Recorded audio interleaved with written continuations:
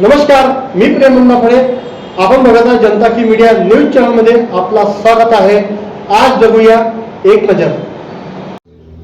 नागपूर हादरलं, सीताबर्डी गुटखा माफियांच्या मोकाट धुमाकूळ. नागपूर शहरातील सीताबर्डी रेल्वे स्टेशन परिसर आणि गणेश टेकडी रोड येथे गुटखा माफियांच्या अक्षरशः मोकाट धुमाकूळ सुरू असल्याचे उघड झाले आहे. राज्यात गुटखा बंदी असतानाही या भागात दिवसाढवळ्या खुलेआम गुटखा विक्री सुरू असून कायद्याला सरळ आव्हान दिले जात आहे. विशेष म्हणजे हा संपूर्ण परिसर सीताबर्डी पोलीस स्टेशन हद्दीत येतो. मात्र तरीही गुटखा विक्रेत्यांमध्ये पोलिसांचा कोणताही धाक नसल्याचे स्पष्ट दिसत आहे. स्थानिकांच्या म्हणण्यानुसार रोज मोठ्या प्रमाणात गुटख्याचा साठा येतो आणि खुलेआम विक्री केली जाते.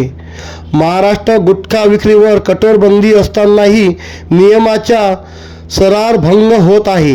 यामुळे तरुण पिढीवर गंभीर परिणाम होत असून आरोग्याचा मोठा धोका निर्माण झाला आहे.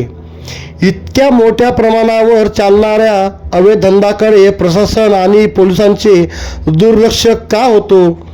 काहींच्या मते यामागे मोठे रॅकेट सक्रिय असून स्थानिक स्तरावर संरक्षण मिळत असल्याची चर्चा रंगली आहे.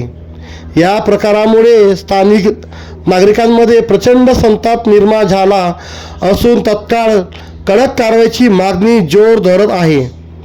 सीताबर्डी गुटखा माफियावर कारवाई कधी